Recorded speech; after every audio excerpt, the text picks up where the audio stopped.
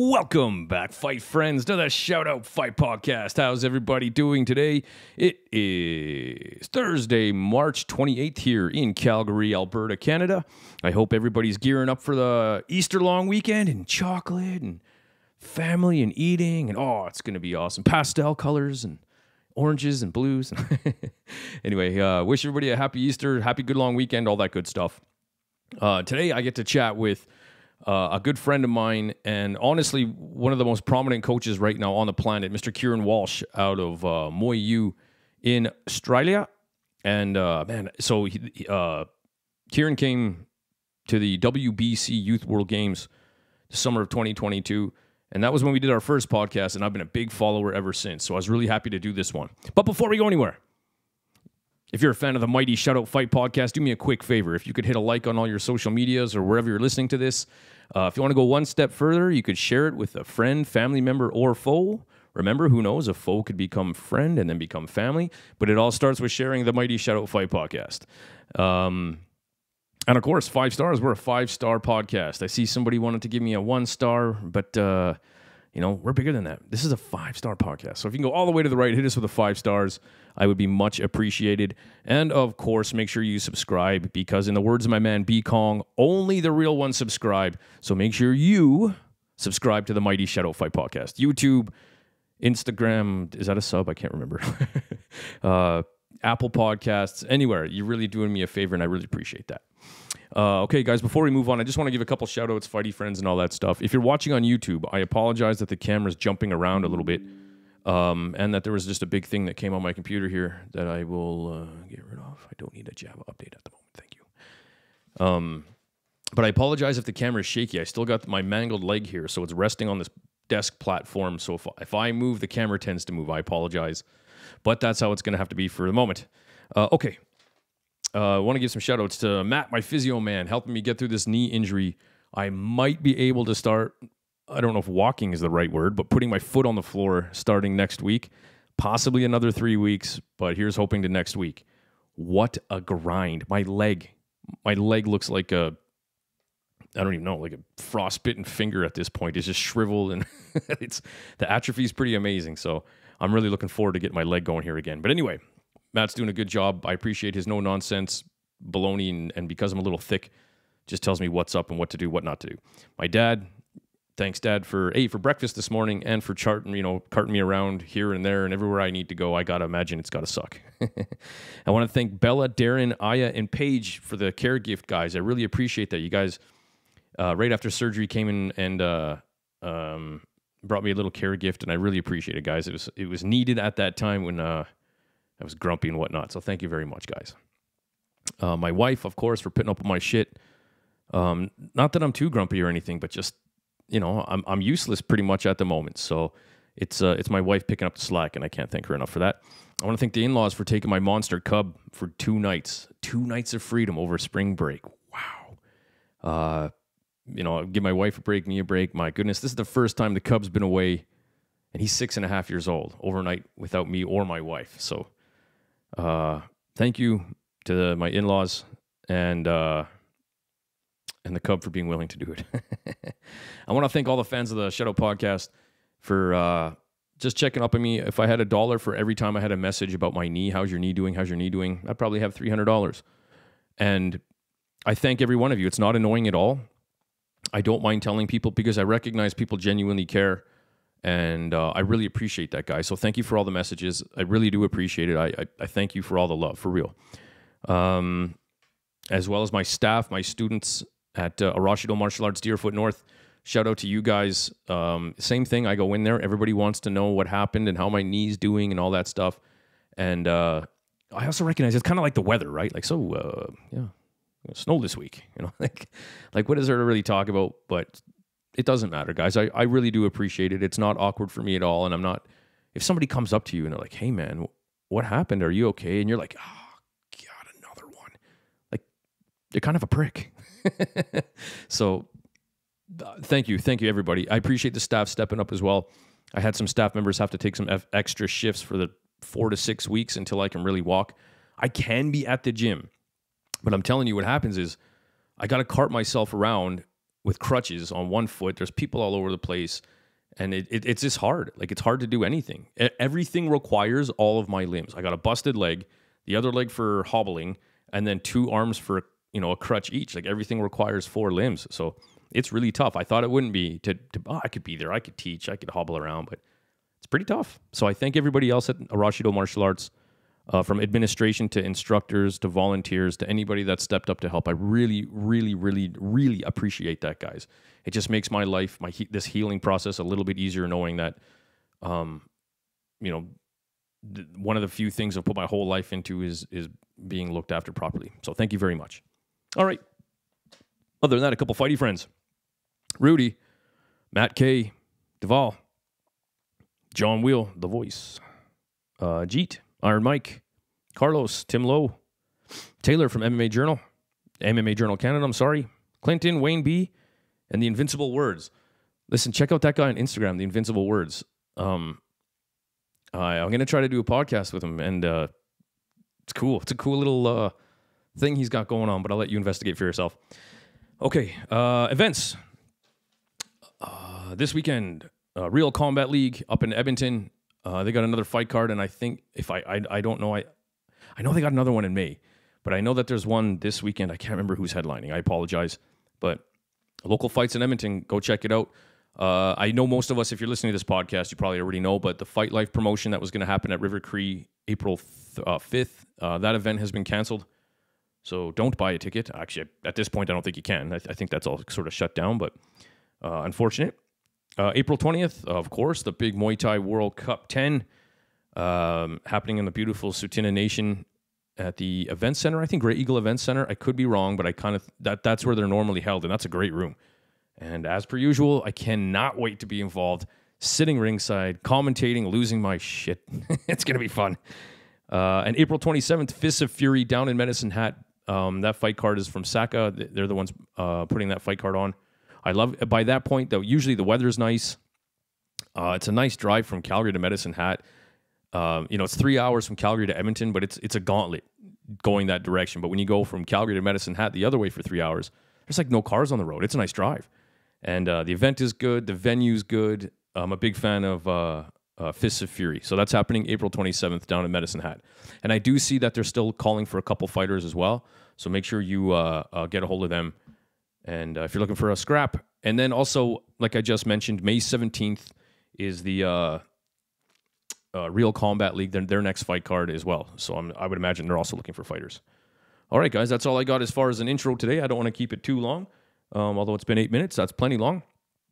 Kieran Walsh, the owner of MuayU, and he was part of Team Australia, like I said, for the youth team, and he's had fighters and won championship and WBC world champions, international champions, and he's I've learned a lot since speaking with him on our first podcast. I just put a post out on Instagram that this guy sent my life into a tailspin. And he did. I love his views on life. I love how he talks straight with Muay Thai. I'm going to be honest with you. There's just very few people that talk that confidently about Muay Thai. But it's not just that. I mean, there's a lot of stupid idiots that do and can and do. But the proof is in the pudding. And so I'm consistently picking this guy's brain about not just fighting, but traditional Muay Thai itself. And this podcast was a phenomenal example. The first time we had a podcast, it was an introduction, who you are, what you do, what's your philosophy on life. And this one, it was like, okay, man, it's been a few years now that we've had this chat, or a year and a half, that I've got to corner you for an hour and 45 minutes. And I really appreciate that, Kieran. Shout out to you, man. But now I got some questions. I've been paying attention to you. I've been paying attention to your people, your fighters, Australian Muay Thai, even tighter. So I had all sorts of cool questions. And he answered them all and just had some brilliant things to say about, well, just do Muay Thai. You'll figure out what that means.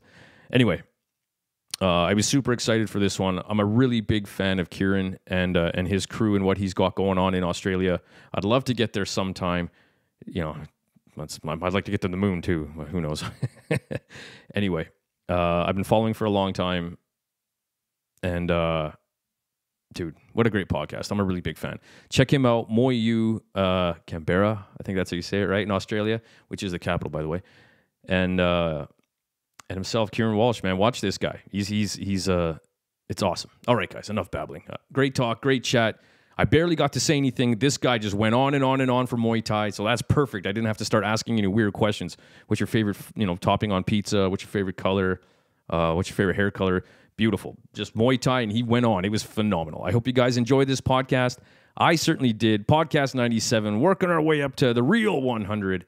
But make sure you check out 100 with Liam Harrison as well. All right, guys, let's get to it. Kieran Walsh, let's go. All right. Welcome back, fight friends, to the Shout Out Fight Podcast with my good friend from Australia, Kieran Walsh. Thanks for doing this, man. Pleasure, man. Pleasure, always. It's always nice to see you wearing the coolest, hardest fight podcast shirt known to man. Holy cow. Beauty. Gotta rep it, man. Gotta rep it. I appreciate that, man. Hey, that's quite the backdrop there. I know we just kind of briefly touched on it, but I see a whole ton of WBC belts, and I want to talk about one specifically. Some one champions. What's going on back there, man? Can you tell us real quick? Man, we've got a few, like up the top of the more recent world titles. World and international titles. So we've got the international title over there, which was Davies. Okay. When that was Davies when he beat Beckham in Sydney for the international title. He was the title holder at the time, Beckham. Right. The one next to it to the right, that's the world title that Maxi won last year. Man.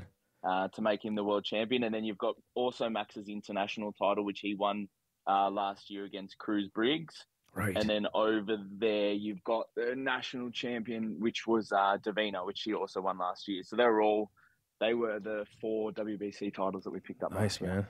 Yeah, that's great. Beauty. Yeah. And so how about yourself, man? How are things? Good, man. Good. Busy. The gym's busy. We've got a little bit of a break for fights at the moment. We've got a couple of weeks where it's just like a little bit more quiet, which I was okay with because I've been traveling and going around heaps as per normal. So I love traveling and I love getting away, but I like a couple of weeks at home too, man, just to chill out and just relax. Just relax for a bit. Have a weekend at home with the dogs, man, and the missus. Yeah. Yeah. Over the last year, you've been in and out like crazy. Just been watching there. Been busy, hey? Yeah. So busy, man. But it's good, man. I love it. This is my life. Like, it was the same thing that we spoke about when I was there last time. Like, I love traveling. I love Muay Thai. I love getting around, man. There's no better life. I dreamt of this, man. I dreamt of this when I was younger and living a life like this, so I can't really complain. Amen. How's your body holding up, man? Training all these badass fighters. It's fine. That's great. We have some Thai trainers come in. I have some Thai trainers come in and out as well, obviously, so that helps take the load off for me, especially some of the bigger boys like Davey, and with his style too, like pads can be really tiring and painful after a while. So having the Thai boys sort of come in and out is good. Nice. But yeah, no, man, I feel good. I'm still young. I'm still fit. I'm still fresh. Like, there you go.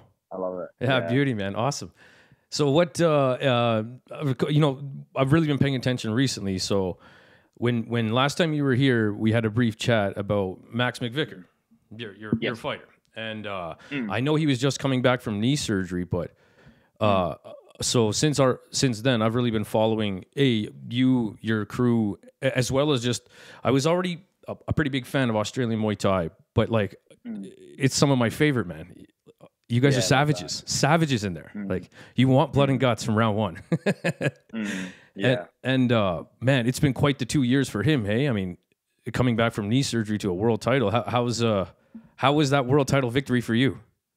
Yeah, it was unreal, man. It was like, it obviously meant a lot to me, but I think as well, when you train fighters, and you would know as a trainer and any other trainer that listens to it, and maybe the fighters who are listening that don't really know, is like, we ride the same journey that you do as a trainer. And so when you win, we feel the same when you win, and when you lose, we feel the same when you lose. And especially when it means something to someone as much as it does for Max. You know, Max, he started training when he was like 5 or 6 in the UK, in Manchester. And then it's the culmination of, he's only young, he's only in his early 20s, but that's 15 or 16 years to finally reach like a peak or a pinnacle.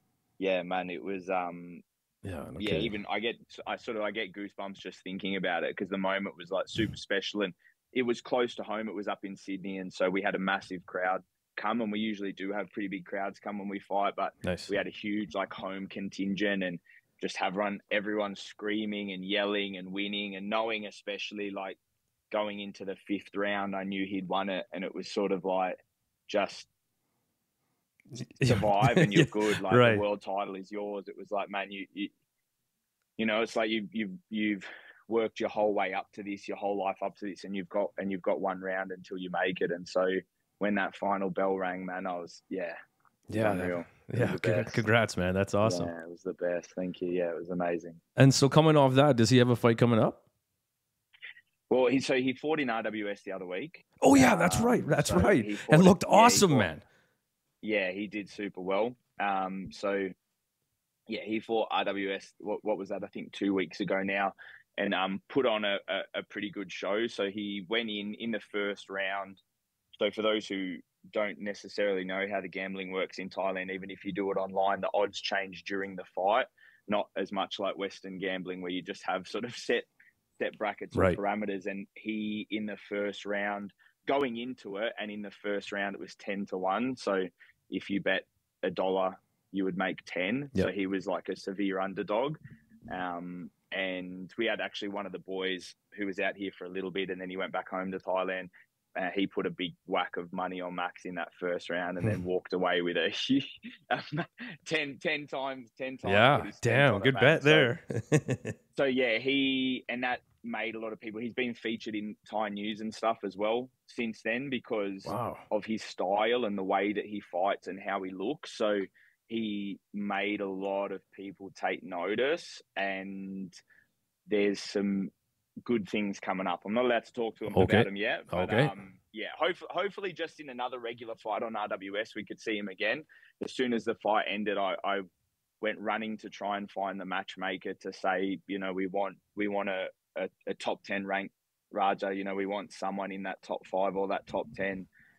We want to prove that we can hang there, because there's obviously, what's the other thing that any sort of aspiring fighter who's watched fights since they were a kid would like? Obviously there's a world title, but a stadium title would definitely be up there too. Yep. So proving that he can hang with the top in the stadium, yeah, that's what we want to be able to do, man. Really, that's a bit of a goal and a dream now. So I can cut this part out if we need to, but yeah, I do see that he is talking, or somebody brought up Sajjad for a fight. Yeah. Is that something you guys are looking at? So originally he and Sajjad were supposed to fight when the world title was What a fight, man. It was meant to be against Sajjad. Okay. And Sajjad took a fight in one and broke his hand. That's right. And as frustrating and annoying as it was, because we had the world title matched at the time, and then he took the fight in one and broke his hand, it was so we lost, you know, that fight went by the wayside. And then I'd actually been contacted since then for them to fight again, because obviously that's an amazing fight. Like in my opinion, it's like two of the best foreigners, if not the two best foreigners at that weight. That's division. Right. Yeah. And to have them fight each other, and it's just not quite eventuated yet. Like, we're absolutely keen for it, but obviously there's a lot of things you got to make happen. But he's obviously now making a return to RWS as well. Nice. Sajjad is fighting on that the next Japan show that they have, the next one that they're holding in Tokyo. Right. Sajjad is fighting a Japanese boy, so hopefully maybe on the RWS circuit the boys could meet. He was backstage actually at Raja. We said hello to him, and Maxi had a quick chat to him out the back, and Sajjad wished him good luck. Actually, a few of Maxi's opponents came to watch the fight. Pimpet Banchamek, Warapon, who he beat for the world title. Sajjad, they all came and watched him fight, which was cool. So yeah, hopefully maybe we can see it on RWS, man. I don't know. Yeah, that'd be a great fight. Hey, what's it like? So you have fighters in one championship, and obviously outside that, and you know, Australia and stuff. Do you sign, you know, like with the rules set and all that sort of stuff, does that play a big factor in between, depending on who's training what? Like, you know what I mean? Like, I suppose individually, you can work on it, but what about group wise? Just out of curiosity. Some people are suited to one better than others, obviously, and it is a different ball game to train them. And I love what one is doing for the sport, and I do enjoy it, but I am starting to just get a bit tired of just constant knockouts. Crash bang. I love Muay Thai, but I'm also a human being, man. And sometimes it makes me seeing so many people just cop so much damage and just get knocked out. It's like, but I don't want to turn it into an argument of against one, because people do that. And I think it's silly, because at the end of the day, if you choose to do it, you choose to do it. That's right. Yep. I know some guys are you could argue that they're kind of coerced into doing it because the money is so good. But similarly, if someone wants to fight on one in little gloves, they know and understand the risks. The same way if they sign an exclusive contract. You sign an exclusive contract to anything, it is what it is kind of thing. People are pretty quick to bash one, or they're quick to love it. I think there's no in between. I feel like I'm a little bit in between, but yeah, it definitely plays a part. Someone like Max, I don't really see a point in putting him in one. Yeah, I don't think his style suits it. They obviously want guys who go forward, and Maxi fights going backwards and on the back foot, and it just doesn't suit him. And he's in his early 20s. I don't want him to break his hand. I don't want him to run that risk. You know? Yeah, good call. Good call. He's a 5-round fighter. He's a stadium fighter. Yeah, he plays the game. He doesn't go looking for knockouts. That's right, right. And I feel Sajjad the same way, right? Like it just didn't really suit him. In my opinion, anyway.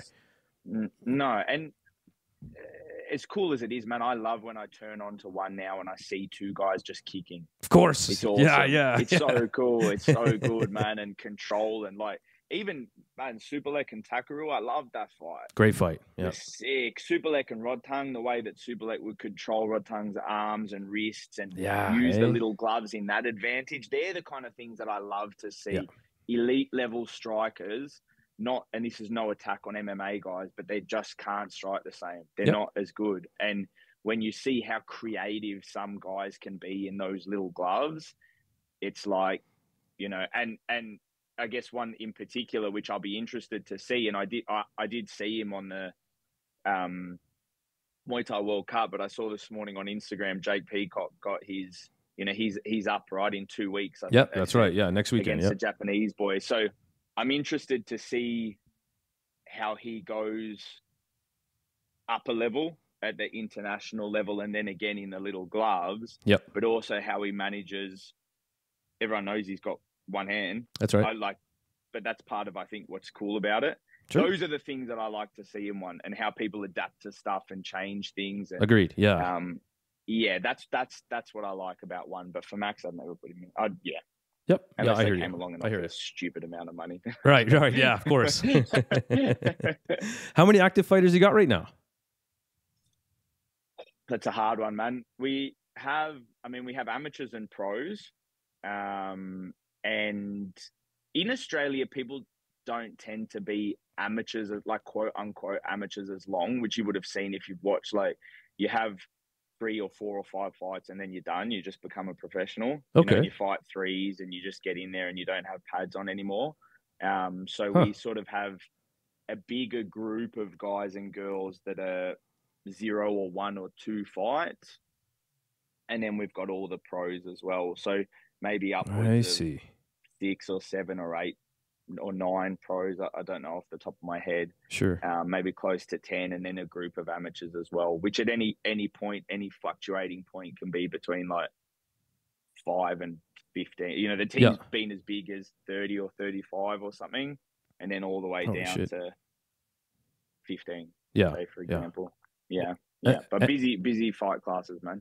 Yeah, that's awesome. And then, do they train at the same time, I assume? Yeah. Yeah. So I've got a few of the pros who train in the morning as well. So that's what I've just finished with them just before. So this morning I had Davey and Gabrielle, and I was also training Super K, one of the ties that we've got out. Right. Nice. And then usually Maxi will do as well, but he had a strength session this morning. And then we have another session at night, which is 6 o'clock, which is when everyone trains as well. So the morning gives me more of a chance to do pads one-on-one. Of an evening, if it is a day where you're hitting pads with a coach, I don't have the time to hit to hold pads for everyone. Right. Even when we have more, even when I've had 2 or even 3 extra trainers holding pads, it's still not enough to get everyone pads in. That's right. So we have to teach everyone to be good pad holders for one another too. But Preach. yeah, the morning session is smaller. It gives a chance for us to focus on those guys a little bit more, you know, like the bigger money fights, the ones that are worth a bit more. Yep. Whereas the nighttime, yeah. If you're a pro, if you've got a fight coming up, you get more attention and more focus, obviously. Yep, of course. On the pads. But then, yeah, everyone drills together, everyone spars together, everyone clinches together. Yeah. Nice. Awesome. What events you got coming up around your neck of the woods? And by your neck of the woods, I mean Australia. Well, then the next big fight for us is Davey is rematching James Honey. Right. The final fight in the Rise 4-man. That's right. When Davey lost to him in an extension round. He had his first fight against Jay Tonkin, which was wild, man. A banger of a fight of both boys. You know, like Jay has been fighting for a long time and is really strong, and Davey just wants to go forward and hurt people. You know, that's his fighting style. And he got a pretty big cut. Davey won pretty convincingly, in my opinion, but got a pretty big cut in the process. Right. And so going into that second fight, but I think it's going to be different this time, man. You know, in between the two fights, Davey had a wicked adrenaline dump from the cut, threw up like twice in the bathroom, was pretty pale, and then got out there and did another 4 rounds. How do you deal with that as a coach? I mean, it is what it is. You kind of have to just roll with it. I mean, there's obviously positive talk, but I think as well, I don't like to lie to my fighters. Sure. Especially if they're mentally tough like Davey is. Right. You know, things like the cut, it was like, well, okay, keep your head a little bit out of the clinch, or keep it down, make sure it can't be pushed or made bigger. There's a few things there, and then there's the reality of it, like, this is it, man. You got to fight again. I mean, you can quit now if you want, but right. I hear you. That's it, man. It's the old the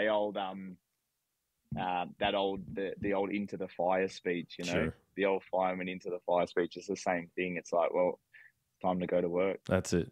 Yeah, that's right. Good call. Hey, you're in the trenches. Let's see if you can get yourself out. Man, you're in the trenches. You got to go to, you know, you got to fight. I don't really like the term go to war all the time, but sure. But like, fuck, man, you got to do it. Yeah. Do it or don't, but you're going to feel much better about yourself if you do, and you just fucking go in and give it your all. And Davey's not a guy that I have to tell twice, you know? Nice. Davey's not a guy who doesn't lack mental fortitude or courage or anything like that, man. Like, he wants to fight. Nice. He wants to go. He wants to push forward. He fights a lot, hey? He's hard to it's hard to beat Davey's spirit, you know? It's hard to crush Davey's spirit. He's got what I wish a lot of fighters sometimes had, which is just that unwavering resolve to want to fight. Yes. You know, I see some young guys who have all the skill and talent in the world, and you would have seen it as well, but they're just weak, man. They just don't have it, and you can't always teach it, and you can't. Yep. Agreed. Yeah, and Davey's got it, man. It's like, I wish you could put it in I wish I could have a David Pen and Peak multivitamin and force them down the throats of some guys and girls, man. Multimillionaire. He's got nice, man. Unreal resolve, man. It's hard to beat. Hey, I got a question. So, I've been now had a few years to really sort of zone in and pay attention to, like, you know, you and, like I said, Australian Muay Thai. And what are you doing? What's in the secret sauce that you can go to a tournament and go 19-0? Oh, I mean, I think for Australian Muay Thai in particular, it's a bit of a sink or swim. You have to be good. Like, you have to rise to the occasion in Australian Muay Thai, because there is so much talent and there is so much skill and so many incredible fighters that you just can't be average. And awesome fight cards too. Yeah, and awesome fight cards too. And I think a part of that is it's just like this natural it's like osmosis, you know, you get better by osmosis because Sure. everyone else is better and it just lifts each other's game. Sure. That's why I put so much importance on like always being there for your team and your training partners, because you only get better when you have better people to train with. Right. You don't get better when you have worse people to train with, and Right. which is sometimes some of the issues when people get to the top of their career if they don't have anyone else in their team which is just as good as them. Yep. And so there's that. And for us, like you know, a big part of the philosophy around what we do is just do Muay Thai. I feel like a lot of gym owners and a lot of coaches sometimes, I shouldn't say a lot, but what I see sometimes is not doing Muay. They'll do anything but Muay Thai. You know, they'll do this conditioning circuit and this thing and that thing and this and that. And it's like overcomplicating it. Yeah, I see. And the biggest rise of what I've seen lately is these overly complicated, complex tutorials. I see it on Instagram all the time. Right. I don't want to name names, Sure. but I see some people, man, and they just use like these crazy metaphors and this and that, and they overcomplicate things so much. Yeah. Yeah. But half of the time I could almost guarantee that they would just get absolutely touched up. Right. Right. Right. When you go to Thailand, like what are most Thais doing, man? They just hit pads twice a day. They spar, they clinch, they get better by doing. Yeah. Yeah. Not by thinking about it for 5 hours, not by having to be shown some absolutely roundabout way explanation of how to do a technique. Yes. You know, not 30 string long combinations of this, move here, do this, hit that, here, kick that. Like, yeah, I hear you. we do Muay Thai by doing Muay Thai. We do well because we do Muay Thai, because we kick every day, we punch every day, we knee every day, we elbow every day. Right. And then you just teach what is Muay Thai, like what is good Muay Thai. And you can narrow it down. It's so easy. It's like, well, everyone knows that you win Thai boxing through damage. You win Thai boxing through damage. And when you put that with things like balance and rhythm, and a good eye, right, it's so simple to narrow down what good Thai boxing is. I'm sure. Yeah. You know, yeah. But people want to overcomplicate it so much. It's like, no, especially with my amateurs, that sometimes, oh, should I do this strength work or this or that? If you have the time, sure. But if you don't, train. Right. Kick the bag, kick pads, clinch, spar. That's how you get better. Right. You don't get better at playing the piano by tying your shoes. Exactly, man. Exactly. You don't get better at it. It's you have to be specific. Yep. People always talk about, and I say this a lot. I use this example as a lot, but people always talk about how hard Thais kick. Right. It's not because of the strength and conditioning. Right. It's not because of their running. Yes, that makes a difference, and you can see that now at an upper level. Yes. But what I'm trying to point out is that they do it because they're so technically brilliant. Yeah. Because they time and time again are refining their technique, and they're hitting over and over and over and over and over again. Whereas you get someone else who's learning to do a question mark kick or a spinning back kick or something, and they can't even kick to the body properly. Right. They can't kick the arms properly. Yep. They don't have good balance or rhythm.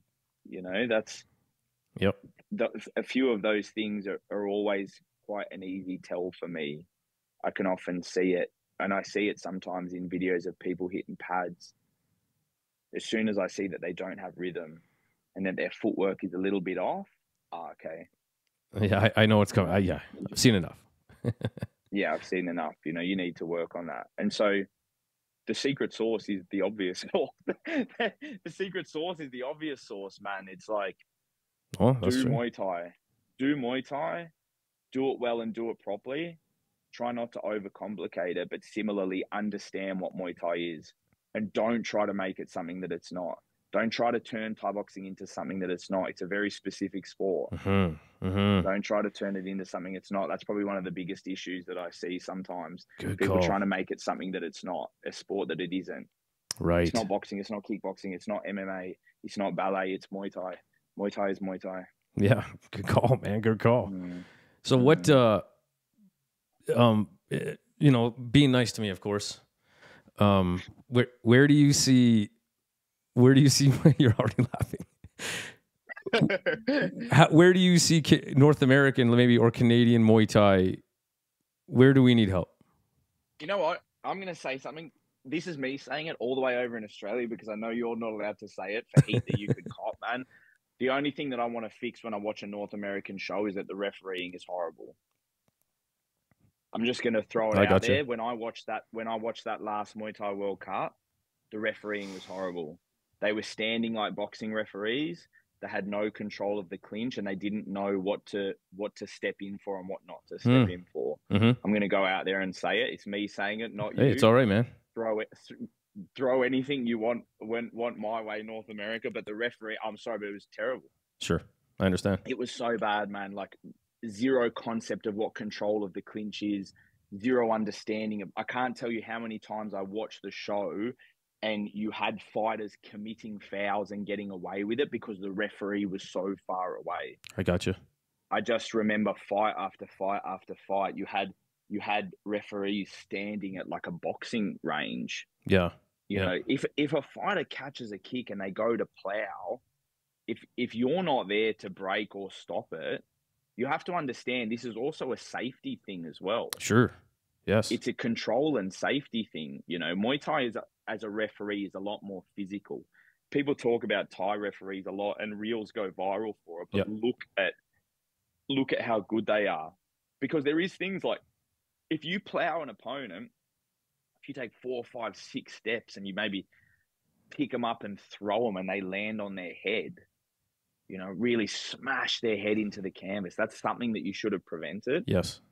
You know, there's stuff like that. And obviously and there was I remember the controversy. I can't remember exactly what it was.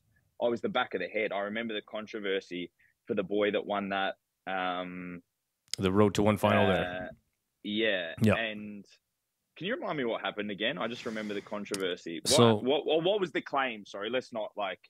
No, I understand, man. It's all good. No big deal. Just because it's a controversy doesn't mean we can't talk about it. Exactly, yeah.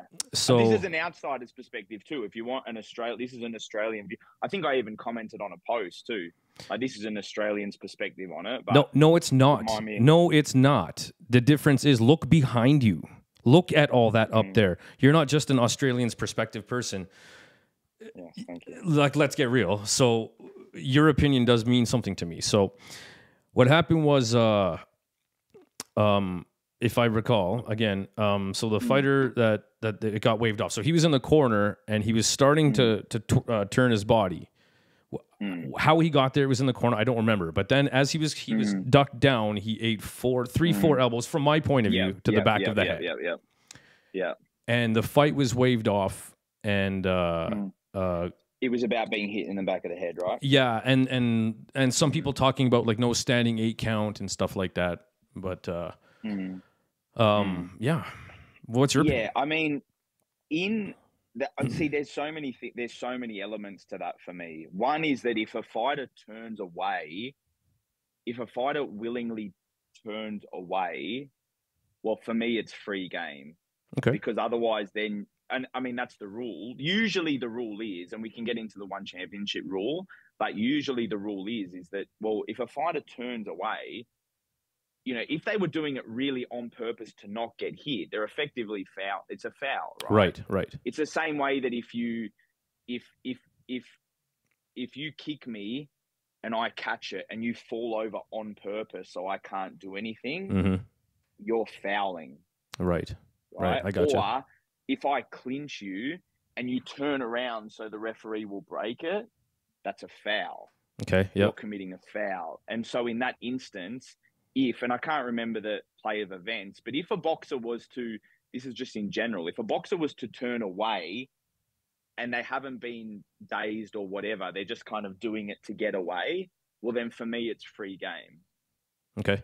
But coming back to the referee, if in that particular rule set, an elbow to the back of the head is illegal, if the boxer turns away and the referee hits with one elbow, if the referee is close enough and has a good enough eye and good control, he recognizes that can't be a thing.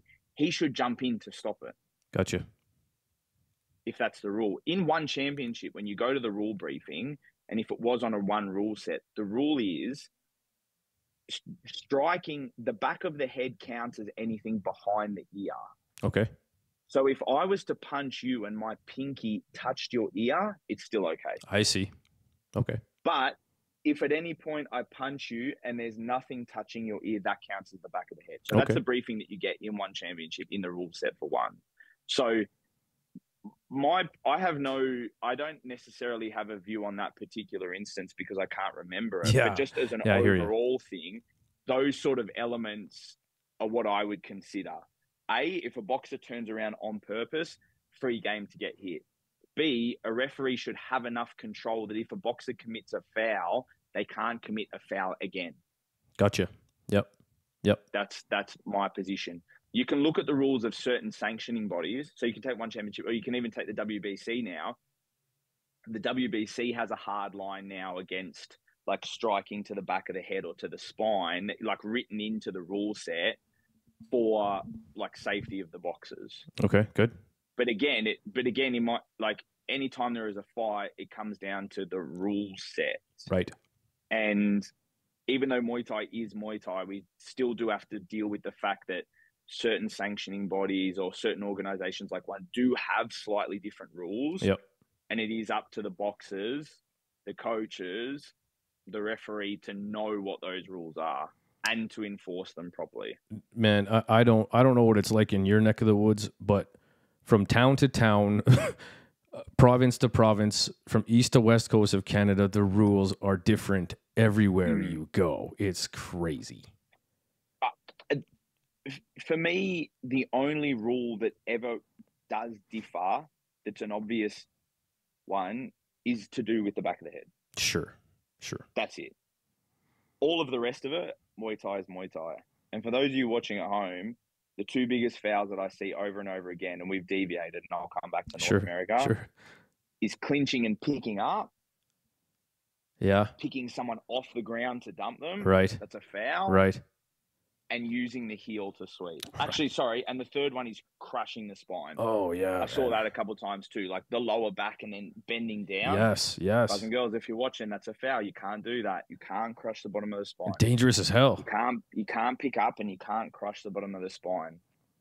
Man. So there's things like that, but otherwise I just don't understand how it's always bewildering to me when rule sets change so much, because I'm like, I don't understand how the rule set changes so much. Like Muay Thai is Muay Thai. It's actually not that complicated. Right. You know, like at the heart of it, it's not that complicated. And the same goes with scoring. It's not that complicated. Right. There's intricacies, but it's not that complicated. And so, yeah. But to come back to your question with North America, like all I've got to see, I mean, obviously I got to see when a couple of years ago, what year was that? The youth games. What year was that? 2022? Yeah, I think so. 22. So obviously got to see a little bit then, but I only got to see juniors. Right. And then the only adult stuff that I've really got to see is when I've watched Muay Thai World Cup. That's right. And then I follow a bit of Adrian Sheed stuff that he does with shout out to Adrian. Academy. Yeah. I mean, I follow the stuff that you boys do, obviously on Insta and everything as well, but I don't get to see and the only really shows that I know of in Canada, and I've only come to know of them because of you, there was that there's Muay Thai World Cup, obviously, by Kieran number 2. That's what I call him. Yep. And then Mike Miles has done shows for quite a while, right? Yep, that's right. Yep.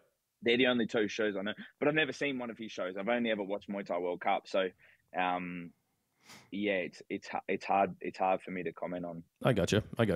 So in saying that, then $500 each way. You got $500.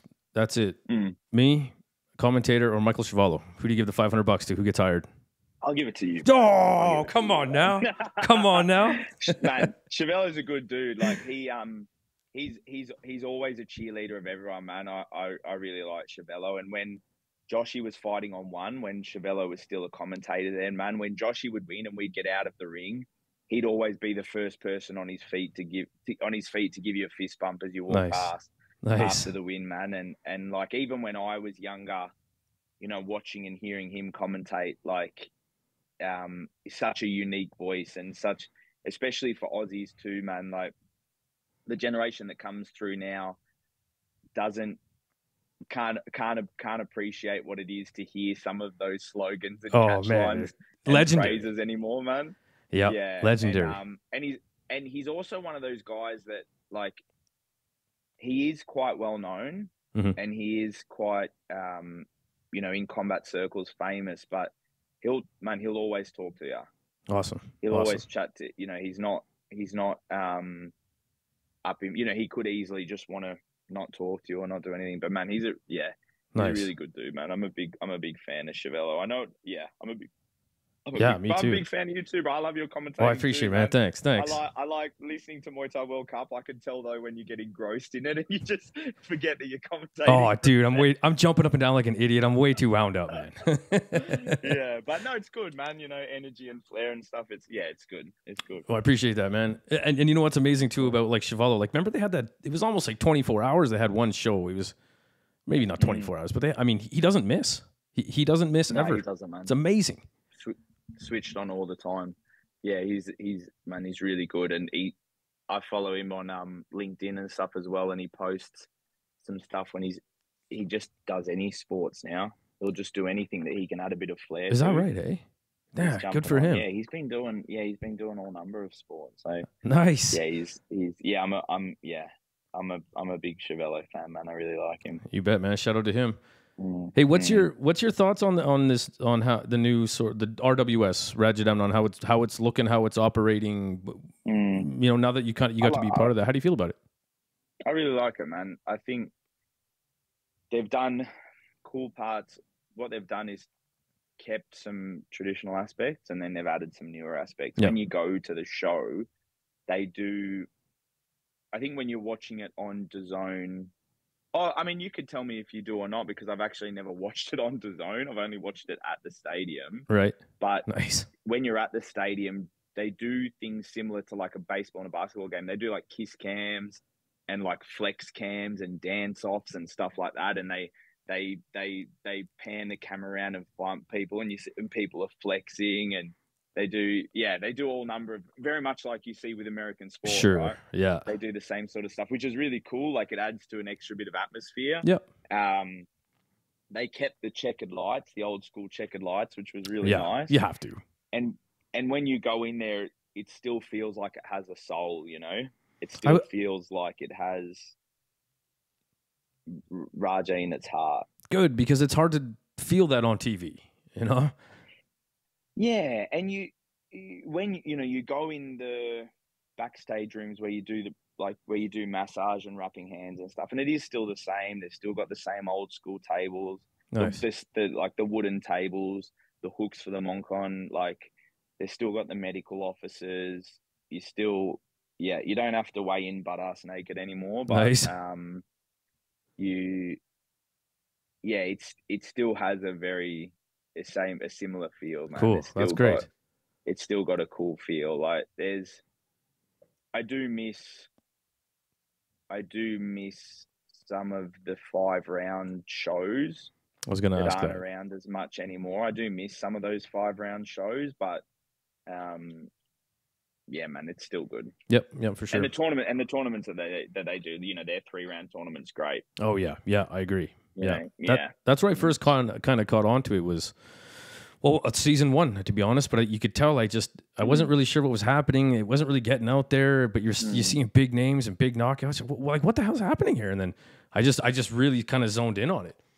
But yeah, the team behind it are really good, man. And I like some of the stuff that they're doing that they're sort of trying to go into the Japanese market as well, because Rajadamnern and Japan have had a long history together.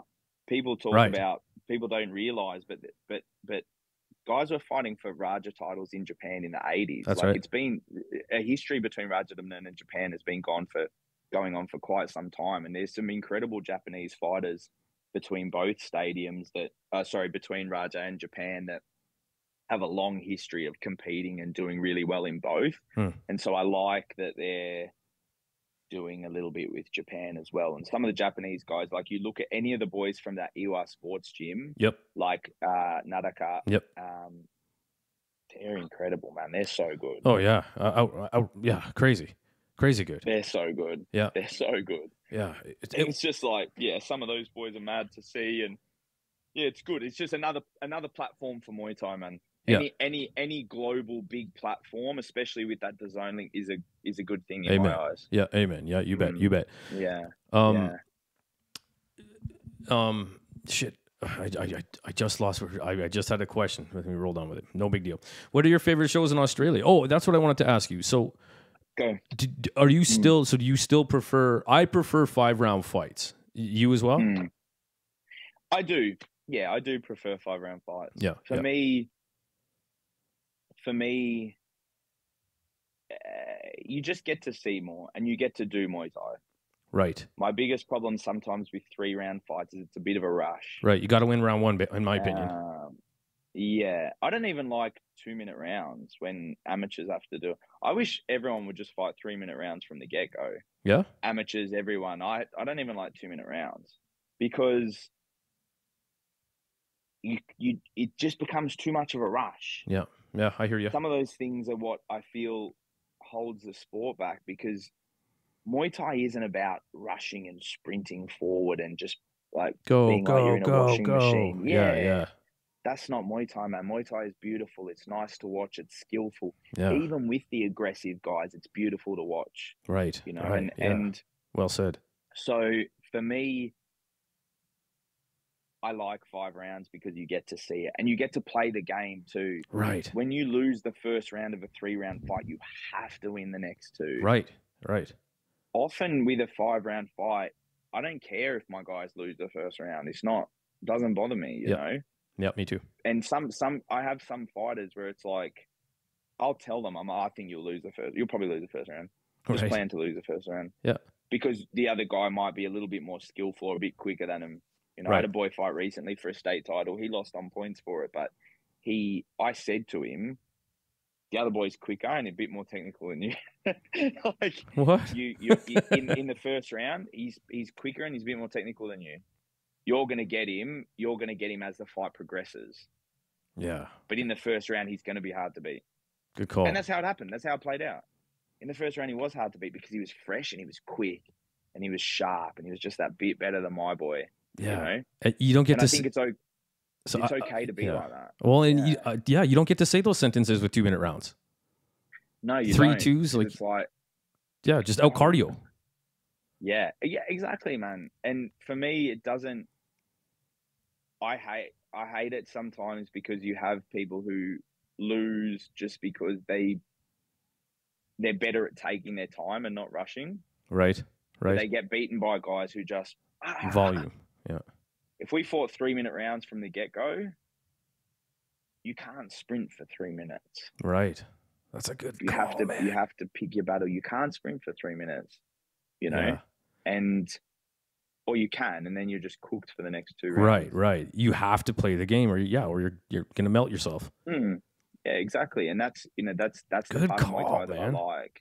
Yeah, I don't like rushing. I don't like this hecticness sometimes. Yeah. I love some of the fighters that are able to do it. Don't get me wrong. I love some of the pressure fighters, the walk forward fighters. They're amazing to watch. But even with them, sometimes they pick their moments, you know? That's right. Yeah. They pick their moments. And amateur fighters at the start, the problem is they don't have the skill or the ability to deal with someone who's right. Yes, totally. We see it all the time here. I totally hear you. Yep, you're right. They get overwhelmed. Yep.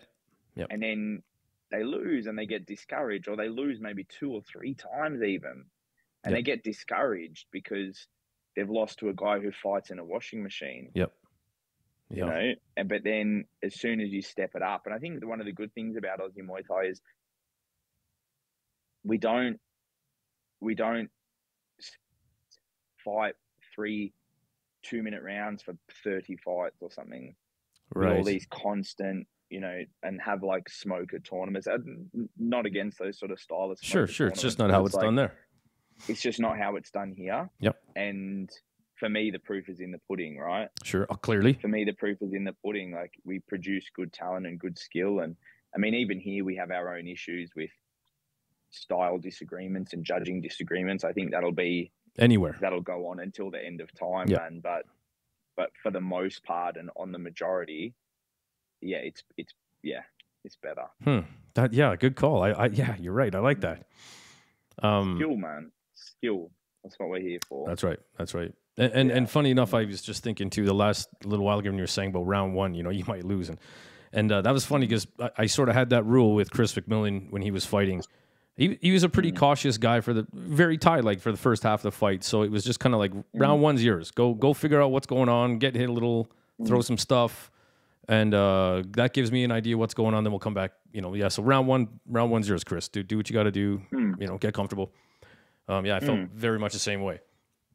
Yeah, and you get to play the game, and you get to, I teach my guys the same way. When you watch any accomplished 5-round fight, or even when you go to fights in Thailand, what do? They come out, they throw this kick, maybe they throw a jab, maybe they kick inside the leg, maybe they kick to the body, but they're just looking at how the other person reacts. Right. They look at how the other person responds. They try the same on you. You try to see where gaps are. Right. Where holes are. You're kind of looking, probing a little bit. Okay, maybe throw some big shots in there, but then you've got something to work from. That's right.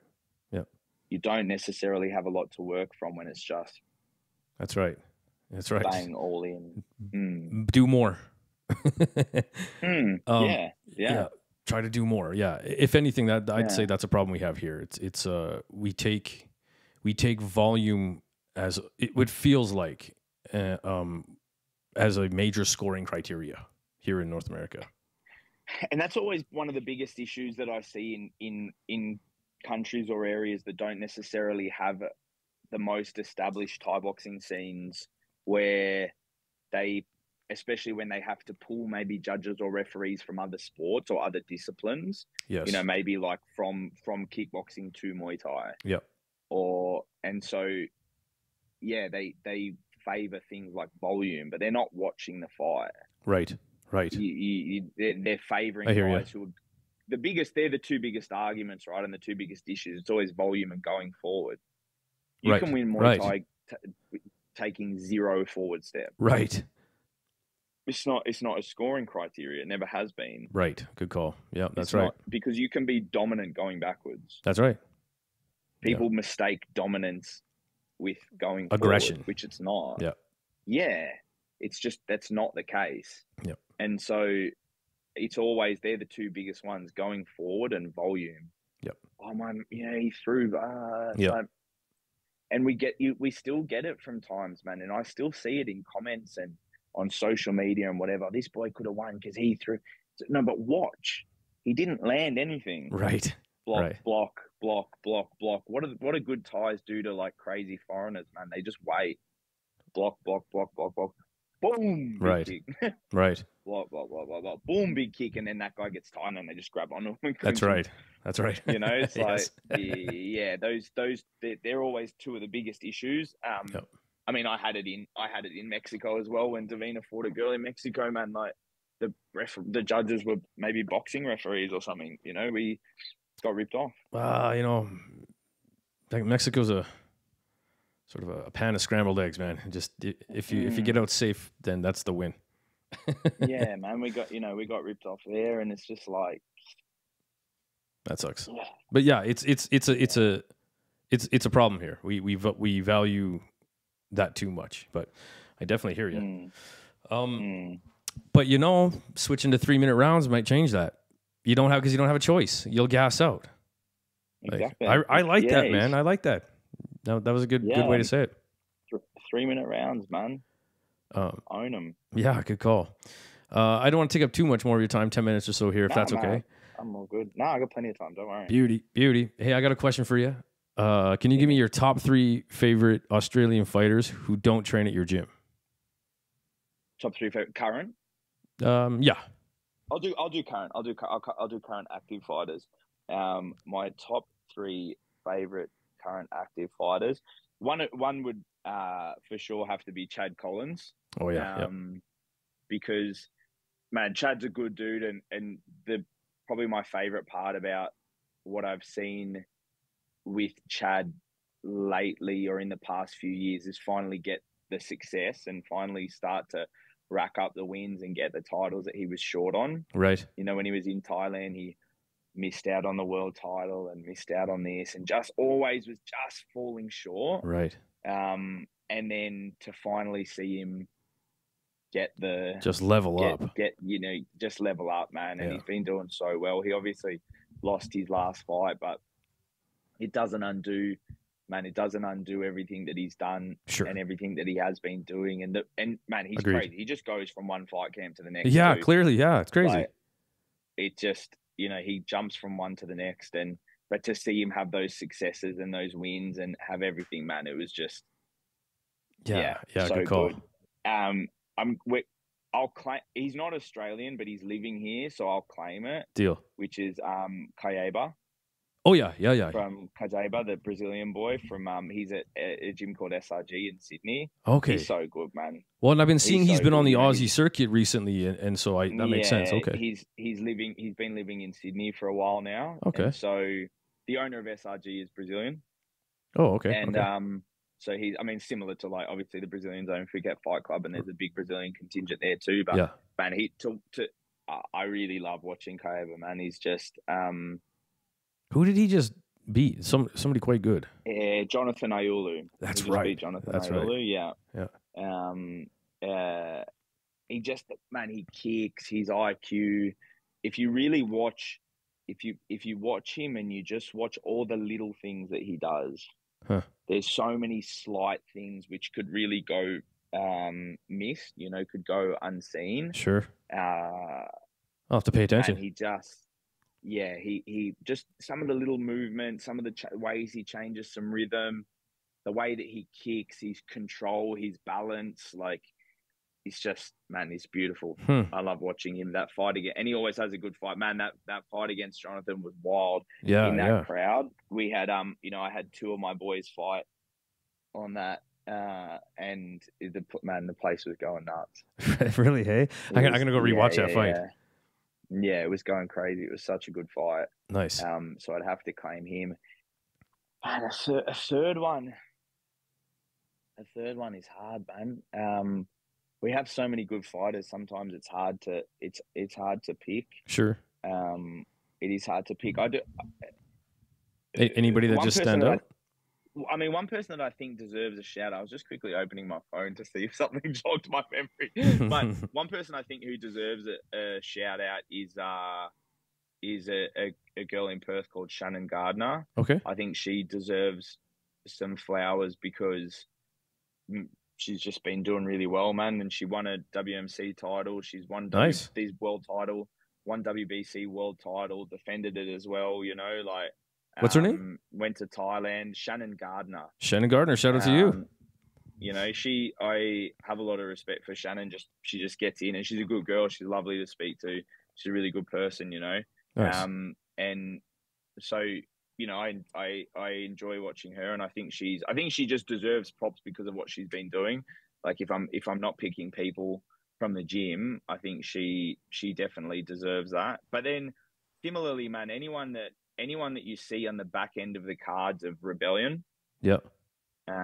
Usually any Aussies that you see on the back end of the cards of Rebellion or even on the back end of the cards of 1774, either of those two promotions, man, they always deserve they always deserve props, man. They always, they're always going to be within the top of Aussies living or of guys living in Australia, fighting in Australia. So would you say those are the top two promotions in Australia? Look, there's a lot of great shows in Australia. Sure seems to be. Rebellion. Yeah. 1774, Muay Thai Grand Prix. Like there's a lot of shows. Muay Thai Grand Prix, Muay Thai League. It's crazy. Hardcore. There's a lot of pro shows. But yeah, there's a lot of pro shows, and so that obviously is good for our scene, and it's good for what we do, and it's good for all the athletes, and it continues to put Aussie Muay Thai on the map. Rebellion in particular, man. Sai is a good friend of mine, and he and I talk a lot, and I know what he goes through every day and what he goes through day to day and week to week. he and I and another friend of ours, Andrew, owns a gym called PTJ. Yep. We're all quite close, and we have a group chat, and especially when it comes close to fight time or to show time, man, you really see the passion that he's got for it. Okay, cool. Yeah. And he just loves it, you know. He loves it, and you can see what he puts into it, and he does put a lot of into it. You can. I can from the other side of the world. Yeah. Yeah, and yeah, man. So any of the guys on that top show, but then you got a lot of up and comers as well. There's always like so many incredible up and comers coming through. Nice. There's just Aussie Muay Thai is not lost for talent. No shit, man. It's awesome and it's fun to watch. And big fights like you just said, like yeah, like for the people I watch, and it's fun to, to watch in Australia fight who are quite good, and then you see them fighting these big names from Thailand, and you're like, holy shit, like it's awesome. Like, yeah, I'm a big fan. And it does make it easy because we are so close to Thailand too, right? Sure, yeah, for sure. I mean, for you guys, it's a bit of a journey, I know. Yep. A little bit of a hop, skip, and a jump. For us, it's right up the road. It's 8 hours in a plane and we're there, man. It's just up the road. Nice. Yeah, it makes it so easy. It makes it easier on me too. I go there. So last year I was there 6 or 7 times. This year I've been twice already. If I had to do 24 hours to get there, I definitely wouldn't be going there as much as I do now. For sure. How often do you normally go in a year? It's usually every sort of 2 months. Is that right? Mostly, like, I'm assuming core ring fighters? Yeah. Nice. Yeah. Holy shit. I always have one holiday there every year where I go and I don't have to. It's not to do with Muay Thai. It's not to do with fighters. I just go. Yeah. Nice. I just go and I chill out and I eat food and just relax, man. See my friends, see people that I know. Maybe go and watch fights, like as a fan, go sit in the crowds, go experience it. Right. I always have one of those every year just so I can go and you do all the cool stuff you don't get to do when you are there. Yeah, man. Yeah, exactly. And go and see some of my teachers there and people that I respect there and help me a lot. So, I always have that. But then with fights and with fighters and whatever, it's every sort of 2 months. Yeah, that's wild, man. Do you guys travel? Again, I'm so ignorant to how big Australia is, but do you guys travel across Australia to fight often? Yeah. Okay, you do. Yeah. Australia is big, man. It's huge. Australia is big. So if you were to fly from, let's take Sydney to Perth, and so Perth is in Western Australia. Okay. So if you were to fly from the East Coast to the West Coast, it's about a 4.5, 5 hour flight. Okay. It's about a 4.5 hour flight. Okay. Yeah. Okay. From one side to the other. For us, say, for me to drive, we have a lot of fights in Sydney and we just drive there. That's about a 3 hour drive. Okay. When we go to Melbourne, we fly to Melbourne. It's about an hour flight. When we go to Brisbane, it's about a 2 hour flight. Gold Coast.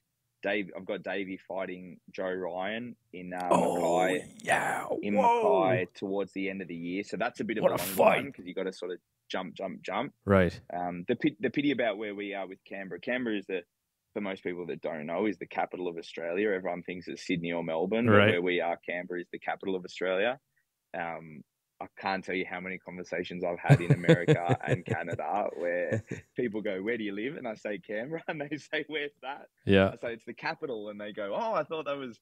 Yeah. I believe for us, we often have to go to Sydney to go anywhere. Okay. So say, for example, like you can fly direct to Brisbane or Adelaide or Perth or whatever, but there's not as many flights that go direct. I see. So often you have to fly via somewhere. Canberra to Melbourne, easy, no problem. Yeah. But if you want to go to Perth or the Northern Territory or Thailand, for example, got a ticket connector. You go Canberra to Sydney to Thailand. Gotcha. Canberra to Sydney to Perth. Yeah. Do you guys have like a I don't know, and I don't want to get you in trouble because I get to say this from the other side of the world, like a East Coast West Coast rivalry or anything like that in Australia? Is there anything like that? Nah, man. It's almost like West Coast is almost like its own country. Okay. Perth is almost like its own country, because it's so far apart. Sure. We don't even always get to compete against each other as much. WA has always had a really strong Muay Thai scene as well. Oh, okay. It's always had a really strong Muay Thai scene, and you can trace it back all the way back. Like, there's a Thai who lives in Perth called Fon Mat D, and was he was bringing Thais to fight in the Perth casino in like the early 90s, like Oh, high level Thais. And I I'm almost certain I don't want to get it mixed up, but I'm almost certain like he brought Sanctian Noi over. okay. Okay.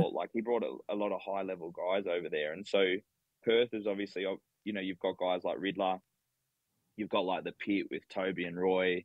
Yep. You've got like there's so many gyms over there, and they've always had quite a strong Muay Thai presence. The biggest show over there at the moment would probably be Muay Thai Grand Prix. Yeah. Okay. Obviously, like and the Australian version of what you see in London and Yep. and everywhere else. So Muay Thai Grand Prix. So yeah, they've got a really strong Muay Thai community over there, man, and they always have. But we don't always get as much crossover because even if you're looking at it as a promoter, especially since COVID, the cost of flights is quite expensive. Sure. I'm not sure if it's the same over there, but sometimes to fly, man, it's unreal. Yeah, it so is. expensive. So really, unless you're a professional, you're not. Your amateurs are fighting separate. But yeah, there's no real It's beef, good. man. There's Well, no and real, if the talent pool is so rich, why go that far if you don't need to? Obviously, as a promoter. yeah, No, that makes sense. yeah, it'd be good to see. It'd be good to see a little bit more, but it's hard. It's hard, and when you've got enough guys, you know, if a promoter can match someone against the local, why bring someone all the way over from WA? Yep. It just doesn't make as much sense. And I feel like now WA is in the pool of having the next group of like really strong fighters come through. There was a particular period there. Obviously, there's still guys there like George Mann and the like, but Yep. Shout out to George Mann. I like him. A particular time when you had heaps of different guys from Riddlers. You had, you know, Roy and Toby from the Pit. You had like there were so many real strong. They had a particular period where heaps of the best fighters were from Perth, were from WA. You know. Oh way. Okay. Cool. But I feel like now there might be that next sort of pool that are about to come through. Okay. Cool. Nice. And are you part of? Or do you get to be part of that? Do you have a lot of up and comers?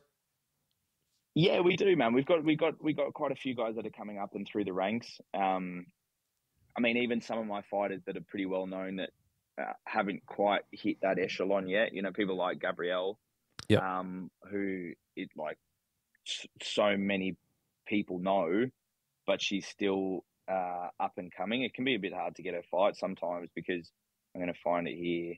You go on Instagram, she's got 210,000 followers. You know, people sometimes assume that, like, Gabrielle's great, but she still has a lot to go in her career. Sure. But sometimes it's a blessing and a curse when you're so popular. Sometimes people don't want to fight you. And she's got a really nice style and stuff too. So, yeah, I got a heap of guys and girls that are coming through, man, which I hope will be the next,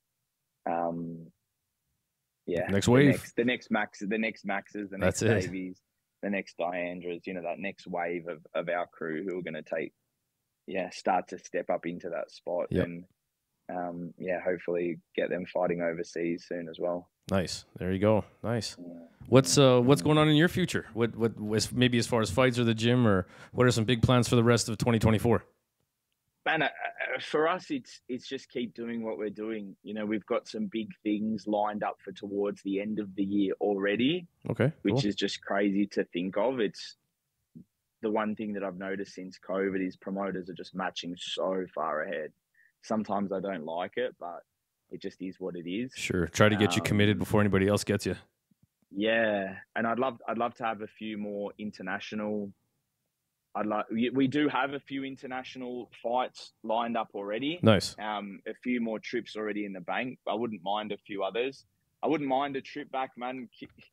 Kieran Kettle's got to own up on his promise, man. I made him handshake with me one time, but I would like some more over there. But for us, man, it's just keep doing what we're doing. Keep fighting. Keep going after it. Like for guys like Davey and Max, like they got such an incredible year ahead of them. No kidding, hey? It's pretty, man. It's super exciting, and from a business point of view, like I'm happy where we are. You and I on the last time spoke about, you know, the whole psychology of life and the way that I view things and stuff like that. And for me, it's, I'm just happy at the moment, you know, like I feel content with a lot of things that we're doing, and I don't feel the need to chase more people or more money or whatever. Like I feel pretty good. This is in the Muay Thai sense. I feel pretty good about where we are and what we're doing, and just life in general, man. So I just want to keep enjoying life, being a Muay Thai man, and fucking winning titles. Ticking along, man. Yeah, living the dream, man. Living the best in the world. Because fuck, I'll wake up one day and I'll be old and my shoulders will be busted from holding pads, and I'll look back, man. I want to look back on it and feel like it was, it was fulfilling, and I don't want to look back on it and I just don't want to lose sight of it, you know? Sure. Yeah. You don't want to end up, you know, one day taking a natural step right and then completely tearing apart your knee. Just not even doing anything cool. Well, I've probably got that waiting in the wings for me eventually. But yeah, but you know what? I kind of like what you were talking about. I live my life the way I live my life. That's always waiting in the wings.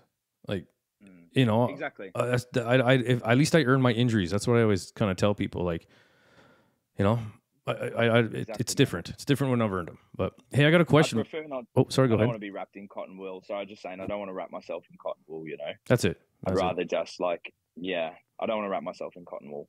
I hear you, but I got to be also honest with you. This knee injury fucking sucks. Oh, terrible. Yeah, I'd hate it, man. One of my best mates has had a few of them. Like, my partner's had it before. I've had fighters who've had them. Like, brutal. Yeah, it's no fun. No fun, bro. No fun. Hey, what's that bottle over your left shoulder there? The other left. Sorry. There you go. What's that? Highland single malt Scotch whiskey. Okay. Yeah. So caught my eye like 10 minutes ago. Yeah. From memory, I think it was given to me when my godson was confirmed. Oh yeah. It's okay if you get it wrong. Nobody will beat you up for it. I can't remember, but one of the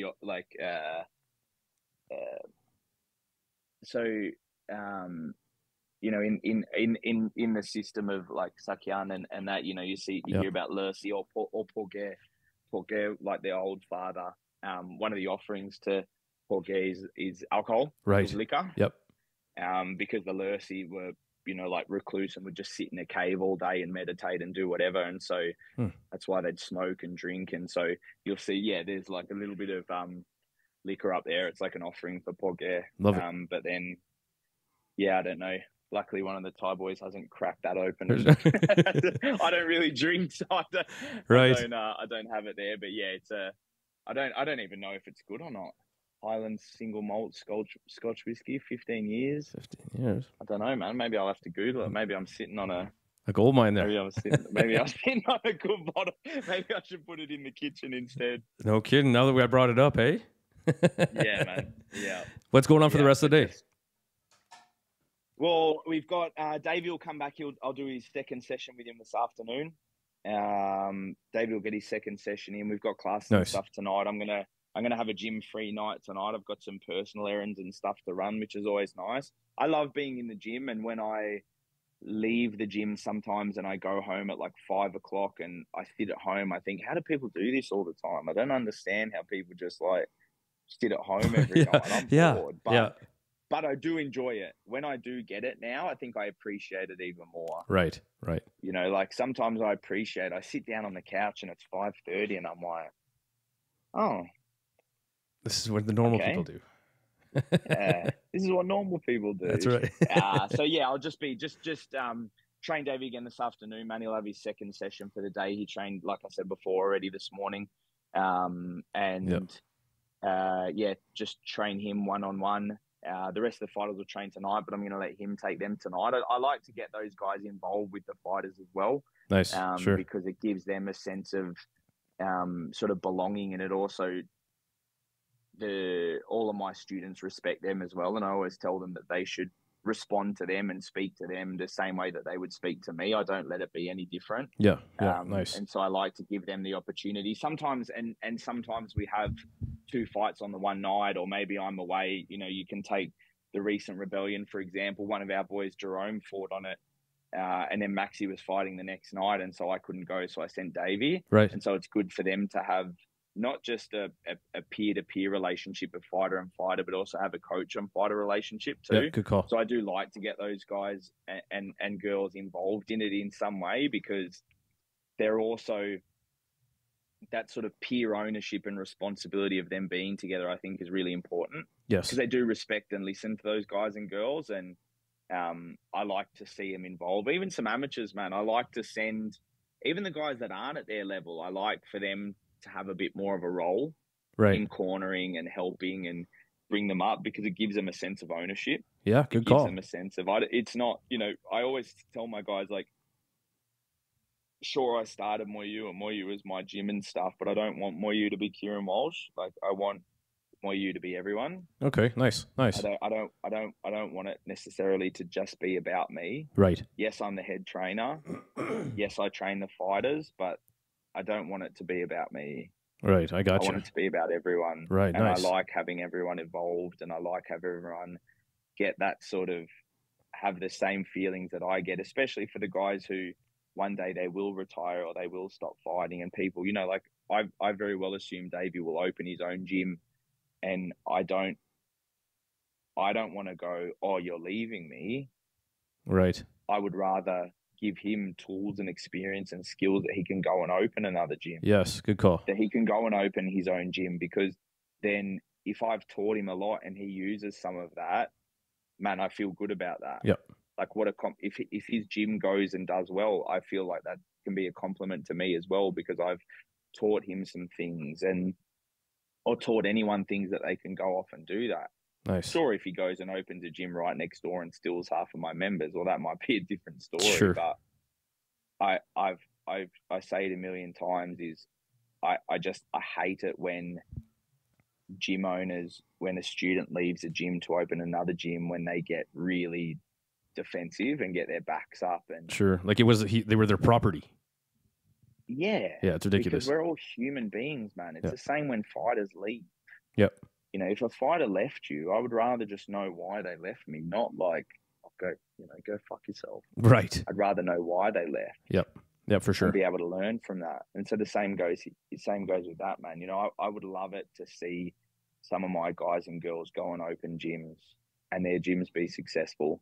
I feel like it's like the family, it's like the lineage growing. Yep. Yeah. You know, and then it adds to the sport. And so that's a great way to look at it. That's why I like to get them involved in it. Nice. I like to get them involved because they learn things along their way.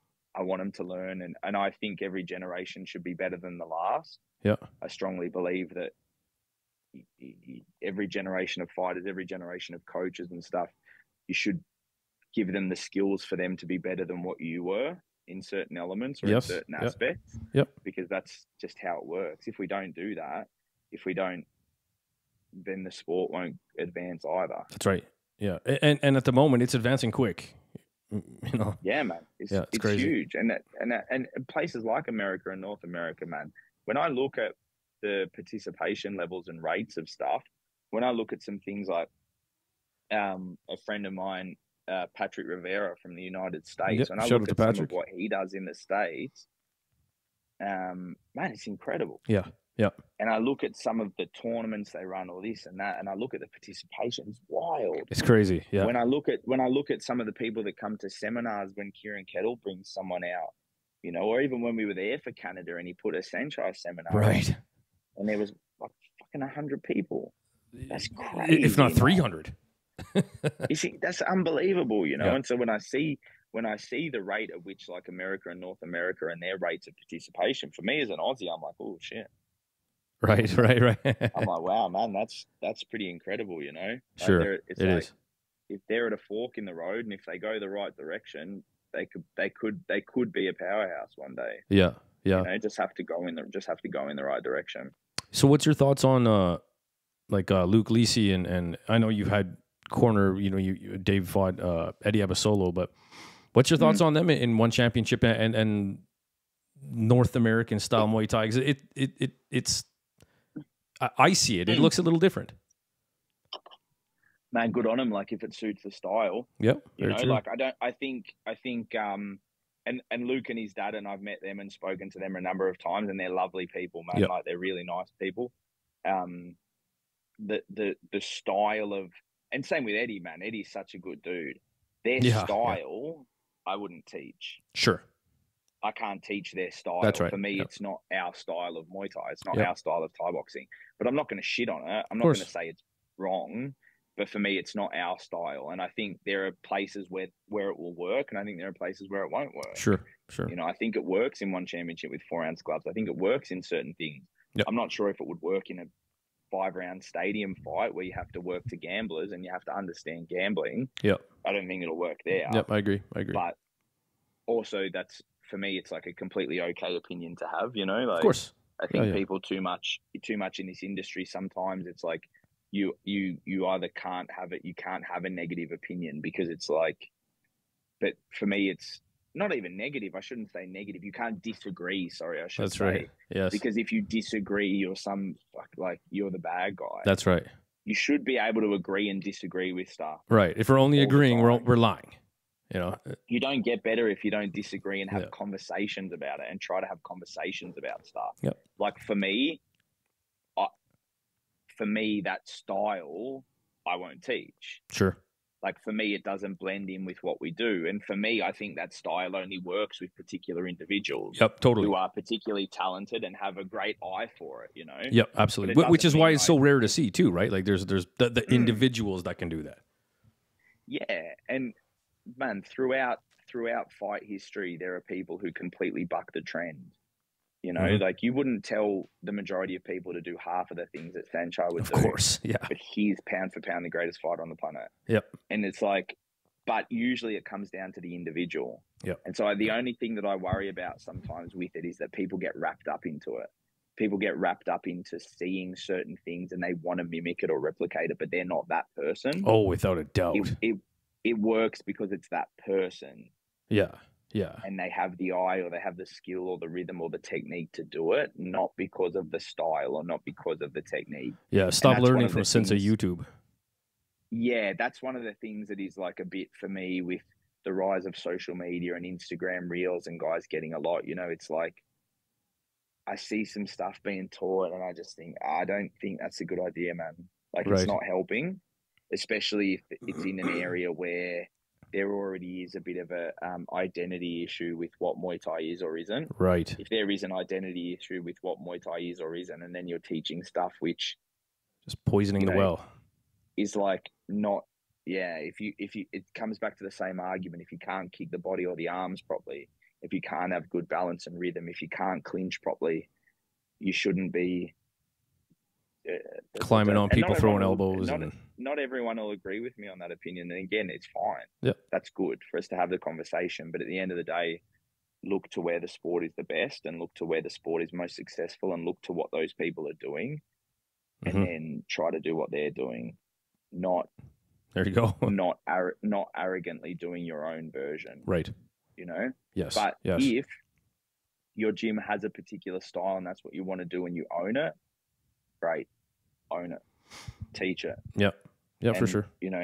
Fuck anyone who says otherwise. That's right. But if you start to get your head in the clouds and you think if your head starts to get in the clouds and you start to think that it's something that it's not, well, then that's when we have an issue. Sure. Or you start to try and change the rules of Muay Thai, or you start to try and change what should score properly, or you start to try and change these things, then there's an issue. Then there's a problem. Yeah. That's when it's a problem. But yeah, man, some of the crazy shit I see on Instagram nowadays, unfortunately, does come from the Americas. It sure does. It sure does. Yeah, man, it does. It does come from the Americas, and it does MMA guys saying that it's Muay Thai, or kickboxing guys saying that it's Muay Thai, or whatever. And I do worry about it. And it does, because it reflects badly, because people then take a majority. And I think I said it to you last time, but for so long, even as Aussies, we would just like write off places like America. Sure. Yeah. Like, nah, it's shit. Sure. You know. Yeah. And yeah, then, absolutely. then you don't help. But then you don't help if you teach just like crazy shit that just fucking really isn't going to work. Yes, I agree. Yeah. And we know that, like, we're so far behind it, and that's why I asked that question. Like, what do we got to do? What are we doing wrong, or what can we do better? Right? Yeah, man. I think just Muay Thai. That's just Muay Thai. That's a beautiful answer. For real. Just do Muay Thai and go. And we don't have to. Aussies don't have to go to Thailand and stuff as much anymore because A, we have heaps of Thais here in Australia. We have so many Thai trainers in Australia. B, we've been going to Thailand for ages, and now see the quality of it is high up. But then when you look at some places who have less of an influence of Muay Thai from Thailand, you can see it. Yes. And I think I had this conversation with Patrick Rivera once about like how hard it is to get Thais visas to come to America, and probably very similar in Canada or whatever. You know, that can be a bit of an issue. And there are some amazing Thais in America, man. Kensak, Malapet, like some of those guys. Koban was there for a while. Muay Thai over there. Yeah. They all do great. And similarly in Canada, you know, like when Adrian has Pep Panamrong there and a few of those, like amazing. But, you know, for every one Thai trainer in Canada or America, there's probably 20 in Australia. Right. That's right. There's probably 10 or 20 in Australia. And so if you can't bring them there, well, then you need to go there. And I think that's good, seeing a lot more people going to places like Thailand, or going to Thailand from America or Canada, and like spending a long time there and then bringing it back. Right. Because we had guys doing that, Wayne Parr, Riddler, all these guys doing it in the 90s, right? And bringing it back. Scott Bannon. So we're just Scott Bannon, all these guys. So we're just a little bit ahead. Yeah. Whereas, but then you look at some of the guys in, like some of the guys, the American guys in Thailand, or one that especially is like Walkiao, Jalil Barnes. You know, he's a great example of someone. Man, he speaks Thai. He knows stadium Muay Thai. He knows Muay Thai. He's got a beautiful style. Like, imagine he could go back to America and just bring so much talent and skill back.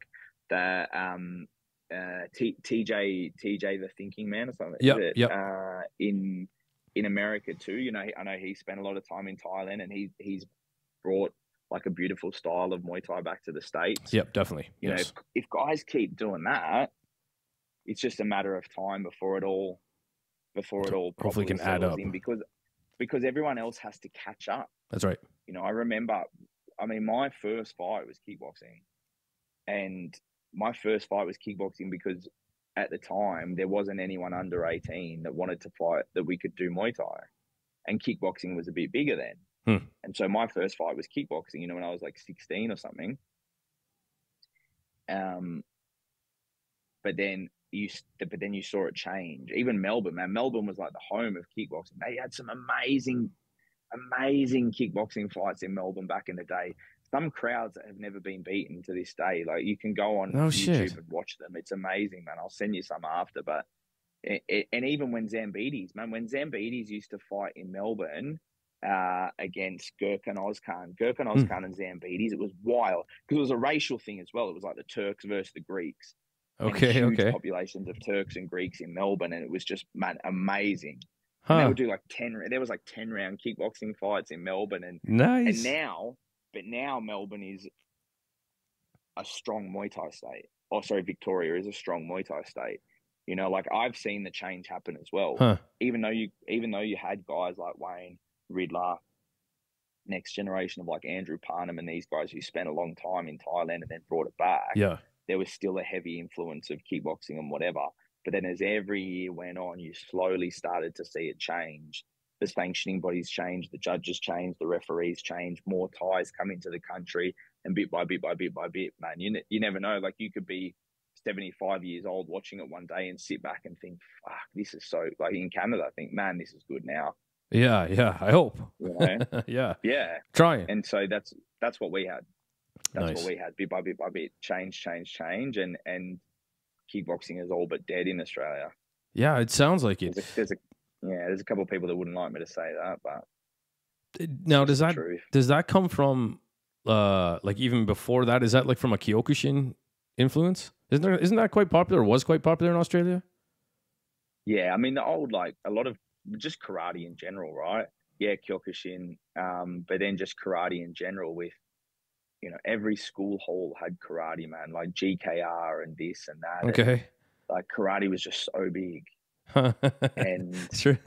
and yeah, kickboxing was massive too, like, Huh. and it just, yeah, man, it just changed. Nice. It Yeah. just changed, and guys like Stan the Man and Sure. all them, yeah, Sam Greco. it just changed, man, and yeah, Sam Greco and those guys, Sam Greco's still around, Sure Stan the is. Man, Yeah. they're still around. See him in But movies now. yeah, Every once in a while. yeah, Yeah. exactly. Yeah, exactly. I mean, Wayne fought on K1 Max even. Wayne fought on K1 Max, and so That's right. Grandpa. Yeah, that's right. So yeah, he fought Borkow. He That's right. fought yeah, I can't remember who else, but yeah. So it just changed, and now Muay Thai is Yeah. at the top, and it's you don't see professional kickboxing shows. That's right. Yeah. Yeah. Well, even quote unquote modified Thai, which is a real bugbear of mine, we had to deal with that a lot maybe 10 plus years ago. Modified Thai, meaning no elbows, without elbows. Yeah. Yeah. And now if I even have a trainer or a promoter utter the words, I might see ya. Is that right? Hey, why yeah, you still get? What's your beef? Why do you not like that? It's not Muay Thai, man. I mean, I agree. It's not. Agreed. It's not Muay Thai. Like if you. So are your people fighting with elbows right off the bat? Yeah. Yeah. Absolutely. Man, if you play flag football and then you fucking go and play football and some 200-pound linebacker flattens you because you have no idea what to expect, it's the same thing. I got it. Yeah, I hear you. Like, I hear you. You because you don't want your flag taken, but the 210-pound linebacker from Oklahoma just runs over you. Yeah. Because you've never been tackled or know how to prepare or see it. Yep, for sure. That's the issue. Yep. And if you have anywhere where you see it, man, because one of the biggest parts of clinching is being conscious of elbow and having arm controls and stuff like that. Mm-hmm. If you don't have to worry about it, you can do whatever you want. That's right. Yeah. There's so many things you can do if you're not worried about the threat of an elbow. Yep. Yeah, it's nice. It's comforting. Why have 4, 5, 6, 7 fights be that experienced? Oh, okay, now you can have elbows. Completely changes it. It does, yes. Then you're just not prepared or you're not ready for it. We fight elbows day dot. It's Muay Thai. Muay Thai is elbows. Gotcha, man. Yeah. Knees, clinch, punches, kicks. I don't understand why you wouldn't, because you're not ready for it. You're not gonna be prepared for it. And if you've got a guy who's been fighting with elbows from day one, and then you on your 10th fight and it's your first elbow fight, man, you're going to get torched by them. Absolutely. You're going to get ripped apart. Yeah, for sure. Man, if you have a decent amateur system where dudes have pads, you don't have to worry about it. Yep. Like an IFMA style, we do it. We have it here in Australia now, and it's great. Guys can go to work the next day. It doesn't matter. Yep. You can have elbow pads on. Sweet. Yep. I agree. No, I'd like to see that here, I suppose. Yeah. Yeah, but Mod Thai is just crazy. I hate it. I hate no elbows. It's not the same sport, and it's not teaching people right. Right. If you want the sport to progress, that's got to go. In my opinion, nice. It's got to go. Just put pads on. There's nothing wrong with putting pads on. Yep. I hear you. Just chuck them on. You're not Instagram famous anyway. Who gives a shit how it looks? That's right. Like, who cares how it looks? Yep. Just take them off and put them on. Put elbows in, put them on, and just fight, man. Yep. There you go. Fight Muay Thai. That's it. Well, you throw it on the pads, you throw it on the bag, throw it in a fight, man. That's true. Well, I mean, that is the problem. Like, it's like in Canada specifically, like to hear somebody throwing elbows, their first fight is rare. It doesn't happen often. Yeah, it just makes no sense to me. Which is why we're far behind. Like, the proof is in the pudding. The evidence is there, right? Because if someone came to me, I want it Mod Thai. See you later, mate. No. Yeah, right on. Not doing it. That's crazy. Why? I don't understand why. Kids, fine. Sure. Change the rules for kids. I've got no problem with that. Yep. Kids are still developing. I'm not one for like having 10-year-olds with no pads just smash each other. Sure. I'm not about that. You want to do it with kids, it's completely fine. I understand that. There's still developmental things happening there. Yes. But adults, come on, man. You can get kicked in the head, but you don't want to get elbowed. Right. Yeah, you can for get sure. kneed in the face, but you don't want to get elbowed. That's the other thing. No knees to the head. Nah, that's crazy too. Yep. What do you mean no knees to the head? What? Right. But again, it's not teaching people to clinch properly. That's right. You're right. And so for me, it's like, well, I don't understand how someone can say, I don't want my guy to get elbowed, but your guy can get kicked in the jaw. Sure. Yeah, you can take a baseball bat to the face. Yeah. Can't do the maths on that, man. Right. It's like the maths ain't math in there. It doesn't make sense to me. Sure. Yeah. When you say it like that, it sounds silly, doesn't it? Yeah, but if you have to do it, we had to do it. Sure. I fought Muay Thai, man. Yep. Because we had to, I think I've got like an old, look at it. Yeah, here we go. Look at that. Oh, World yeah. Kickboxing Association. WKA. Yeah, nice. That's an old WKA belt of mine from like 2007, I want to say. Nice. 2007. That was Muay Thai. There you go. There you go. Stupid. Hate it. Crazy. But sometimes you had to do it, man. Sure. Back then you had to do it. Yep. Because no one else would want to do it, and then it meant you wouldn't get to fight. But That's nowadays, especially in Australia, you don't have to play that game anymore. You don't have to pick and choose. Right. If someone comes to you and says, I don't want elbows, fuck off then. We'll fight someone else. Right. Yeah, that's exactly right. Yeah, clearly. Oh, shit. I had another one there just talking about, again, Australian style Muay Thai. But in the meantime, while I'm trying to think of this picture here, we'll wrap it up here pretty quick, man. I appreciate all this time, man. I feel bad. That's all right, man. All good. Nah, no problem at all. How about one championship? Who do you like watching currently fighting then? Who do I like watching on one? Yeah. You know what? Lately, I've really liked watching Haggerty, man. At the start, I didn't really like him as much. Yeah. Now I've really enjoyed watching Haggerty lately. Sure. I really enjoy watching Haggerty, man. I think like he's grown a lot on me. At the start, I wasn't that big a fan, but he's really grown a lot on me. What was the switch? What happened there? I don't know, man. Like I think when he was missing weight a lot and doing this, true. and the way he came off for me, it was a bit of an assumption, I just wasn't a fan. But then I gotcha. I've heard him talk more, and I've watched his training and the fighting and whatever, and I got a lot of respect for him, Yep, absolutely. And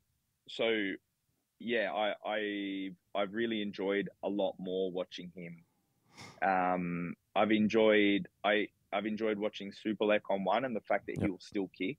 Yes, he'll still kick and he'll still knee. Yes, he'll you still get to see Muay Thai, not the slugfest. Him and Superlek was just. I'm sorry. Him and Takaru was a great example of like, man, break him down and then tire him out. Yeah. What a fight! Break him down and then tire him out, and the way he was stepping through on some of those knees. And first of all, Takaru's got to be one of the toughest dudes on the planet because that was a beating. Oh, it sure was, man. His shorts were ripped apart, for God's sakes. Man, amazing. Yeah, that was funny, wasn't it? But I've really enjoyed. I enjoy guys that can maintain that sort of style. Yeah, me too. And for me, Haggerty, I've enjoyed watching. Superlet. Rod Tongue's always exciting, but it's like I said before, the thrill of the knockout is a bit for me now. Yep. Because I almost feel like it's like being a compassionate person. I really find it hard to watch people get knocked out. Well, I mean, I even said it on my Instagram last week of that guy. Like, man, they could probably, I don't know who it was, but you could have probably stopped that fight. His face, I don't enjoy. Yeah. I didn't enjoy seeing that. No, Alicia, like she's good call. She's mad, man. She's great. Yeah. I used to always love watching Janet fight because I've met and spoken to Janet quite a few times, and she's like such a good soul and such a good person. Yeah. And I first met her and Brian like a number of years ago. And then even since going to America, I've gone to Boxing Works twice when I've had guys go over to train him in the few days before the fight and stuff. And they're just really good people too. Right.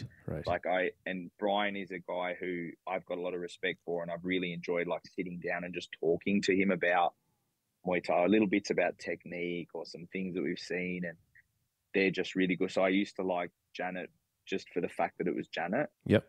And she was just such a good person. but yeah, and then Alicia, man, Alicia's probably got to be one of my favorites. Yeah, Alicia If Helen not the Rodriguez. favorite to watch. If not the favorite to watch, you know, Diandra is over there at the moment. Yeah, I see that. Yeah, at Phuket Fight Club, and just had a good win too, right? Yeah, had a good win. She fought a Canadian girl, actually. That's right. That's right. Yeah, fought a Canadian Damn girl. it. Yeah, and sorry, but she won super easy. Yeah, and she was really sick too. Oh, is that right? She was really sick. Oh. Yeah. But I mean, it was different levels, you know. Sure, like of the course. girl was like Diandra was. It's what happens in Thailand, you know. Yep.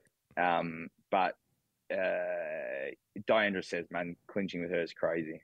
With Alicia, Is that right? Hey, she's just like just strong. Is that right? Just, she looks it, man. She's just gnarly, man. Like it can be so rare. It can be so rare in males or females sometimes, let alone female fighters, when you've got such aggression but such good balance and technique too. Yes. Yeah. Like being able to, man, it's unreal. Yeah, I hear what you're saying. Yeah, for sure.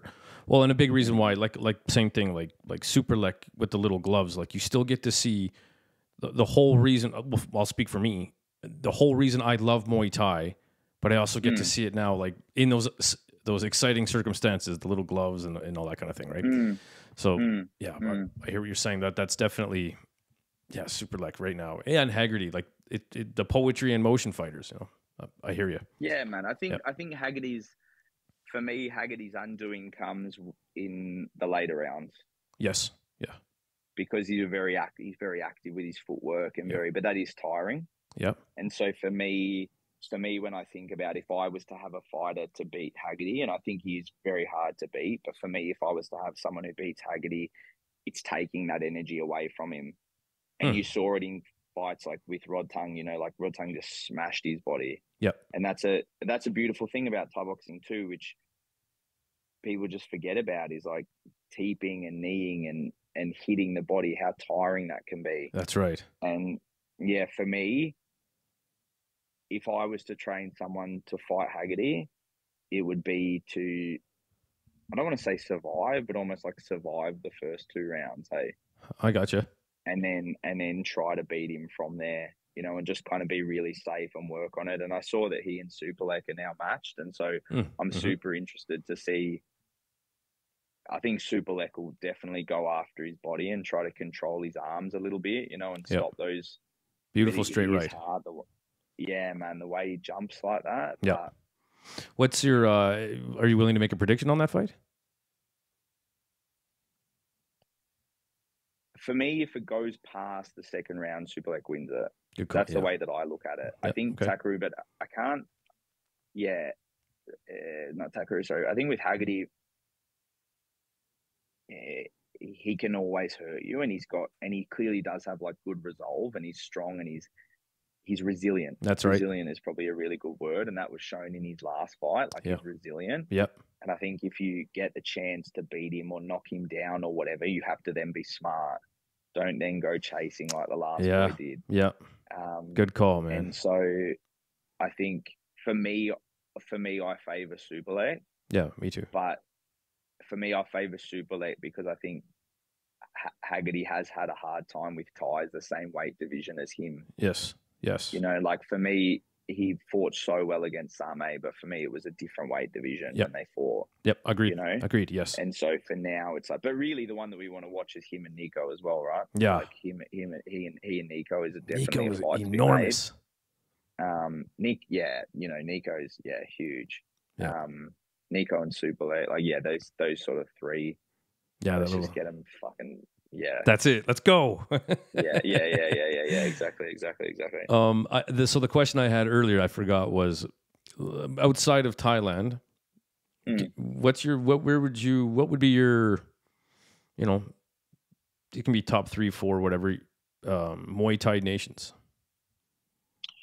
I mean, you probably have to pick the UK, like specifically England, but like I just take the UK in general when you've got.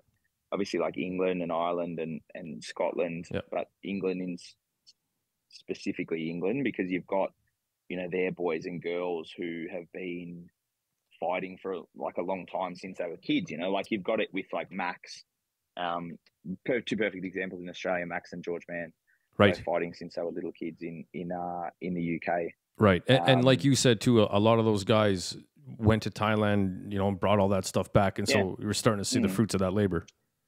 So yeah, for me, it's England. England is definitely up there. Yep. I think there's some there's some sleeper countries in Europe that probably don't get as much props. There's definitely some sleeper countries over there, but I think Brazil is also emerging as a bit of a powerhouse. Yeah, sure are. In Muay Thai, and they have some like crazy talented dudes. Yeah. But I think there's a number of countries in Europe there as well. But yeah, when you look at, for me, the argument of where the best Muay Thai comes from is always, for me, it's always the conversation of, okay, well, you've got Thailand first, and then you've got England, and you've got Australia. Lately, you've had Brazil. Like, there's always the same sort of names that pop up over and over. But that's probably where I'd have to. There's some really good Spanish fighters. Spain has a great history of like strong Muay Thai. Yeah, you're really seeing them come out lately. Iran has a crazy amount of fighters. It's unbelievable. Iran forever and a day has had, you know, taekwondo and kickboxing and those sort of sports too. And I mean, the Iranians are notorious in Bangkok for just fighting anyone all the time, whenever. Is that right? Yeah, man. And so they've really come out. Like, they've come out booming as well. Yeah, really have. Yeah, I mean, just the world over, man. Yeah. The world over is like just strong. Yeah. I would. Yeah, I would say that order. I could almost see. Would you put Australia above France? Yeah, I was a bit silly of me to not include France, because obviously, like, some of the greatest ever foreign fighters like Rafi and Damien are from France, right? Sure. But it's a hard one. I feel like I haven't seen as much from France lately. I feel that way too. It could be because I'm just zoning out a bit, but it could also be maybe it's just like that next wave coming through. Yeah. But yeah, undeniably French is like France is like so strong. As a Muay Thai country, and whether it's been with like from that Savate influence with kickboxing or whatever, like yeah, man, I've always liked and I've always loved French fighters, man. Yeah, for sure. And just by the by, when we were talking about Aussies before, but the return of Damien Alamos is on the next Rebellion. He obviously had that fight, but the return of Damien Alamos will be on the next Rebellion. So nice. Wherever you are in the world, Melbourne, Australia is hosting the foreign return of Damien Alamos. So get amongst it. Absolutely.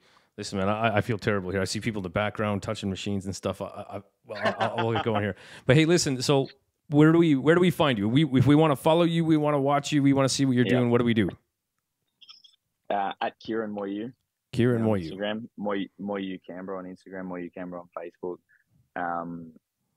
Yeah, that's where you find me. I mean, follow any of my fighters, Max McVicker, like search Max McVicker, David Pennempede, Gabriel de Ramos, Diandra Martin, like, yeah. That's it. Follow and find all of them as well. But for me, yeah, at Kieran MuayU, I go through phases of posting heaps and trying to be insightful and helpful, and then phases of just posting nothing for about a month. So correct. Yeah. But you can follow me there. Do you have anybody fighting September 6th in Colorado on the One Championship show? No, unfortunately not. I really enjoyed Colorado when I was there last time, man. It was really cool. I've never been. Got a pretty scary and worrying bit of like a drug epidemic with like fent and trank and stuff, which was a bit eye opening. Which was a bit sad, but the city is really cool, man. It's beautiful, and the altitude was my first sort of taste of like a big altitude change. Okay, that was super interesting. Getting there on that first day and sort of being like, "Ooh, you could feel it." Yeah, really. Yeah, is that right? Could feel it, because Australia is not, we don't really have that here.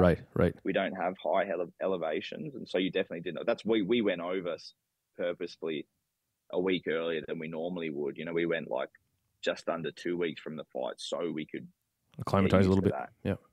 There's some places here in Canberra in particular. We have the Australian Institute of Sport. They actually have like elevation chambers for athletes who have to compete in sports in higher elevation countries. Right.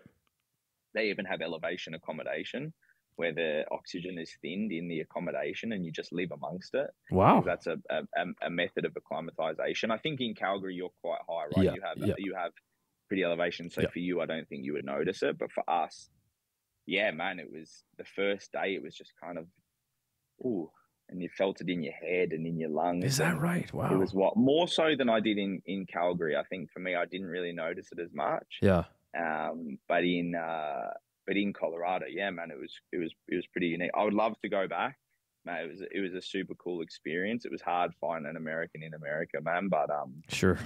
Yeah, it was a super cool experience. Well, I've never been, but I have been poking one championship. Like, hey, if you guys need a commentator, I'm just right up the road. Yeah, man.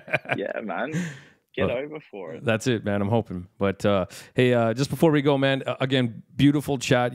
There's not many people I know with the knowledge that you have about Muay Thai, and I really appreciate your opinion. And I'm not even joking, man. You changed my life the last time we talked. So I don't feel quite as vulnerable this time. So maybe I can fucking keep my head on. For sure, man. No, any last things before we're out of here? No, man. That's it. Just if you're watching, do Muay Thai. Do more of the stuff that works and do less of the stuff that doesn't. There you go. There you go. And anytime you want on this, man, always a pleasure. I was super stoked when you said, when can I come on?